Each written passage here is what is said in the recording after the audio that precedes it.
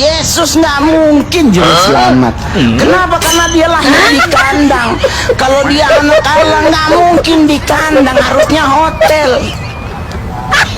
Itu yang dipermasalahkan oleh mereka, kemesiasan Yesus diragukan. Kenapa? Lahirnya aja udah kurang keren.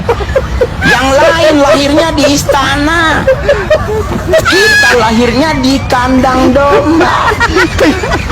Gak mungkin juru selamat lahir di kandang. Itu penyesatan yang bilang di luar sana. Itulah antikris. Ayo kita kuliti Hasyim lagi. Kawan-kawan, buka mata kalian. Kita memiliki 56 kawasan taman nasional yang membentang dari Sabang sampai Merauke, yang luasnya bukan main-main, yaitu lebih dari 16,3 juta hektar. Tapi hari ini, jutaan hektar benteng oksigen itu diserahkan pengelolaannya kepada tangan seorang taipan tambang yang juga merupakan adik Presiden Prabowo Subianto, yaitu Hasyim Joyo Hadikusumo. Kenapa kita mesti cemas ketika mereka begitu nafsu menguasai taman nasional? Jawabannya adalah karena emas. Emas memang bikin silau mata kapitalis. Di Taman Nasional Lawrence Papua saja misalnya, diduga ada potensi 900 ton cadangan emas terpendam. Belum lagi di pegunungan Bintang Papua yang potensi galiannya mencapai 1 miliar ton. Apakah seorang pengusaha tambang kelas kakap masuk ke sana untuk menghitung pohon? Apakah penunjukan tersebut murni untuk lingkungan?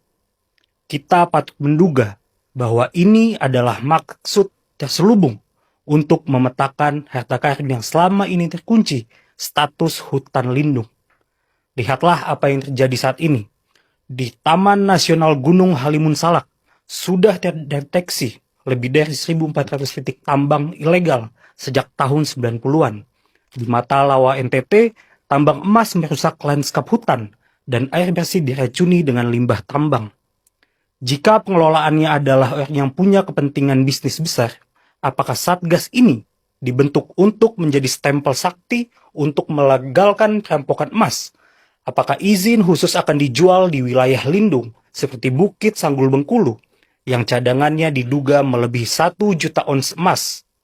Jangan sampai status inovasi pembiayaan yang dibawa Satgas baru ini hanyalah istilah halus untuk menggundang korporasi masuk ke zona inti konservasi.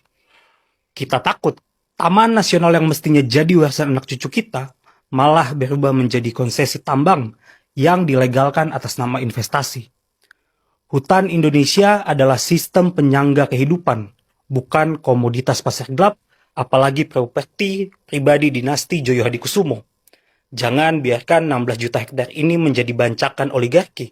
Kita mesti kawal, kita mesti lawan setiap kebijakan yang bau-baunya hanya ingin mengambil emas sambil membuang ampas.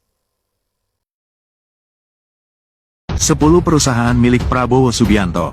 1. PT Tusam Hutani Lestari, yang beroperasi di industri kayu dan hutan.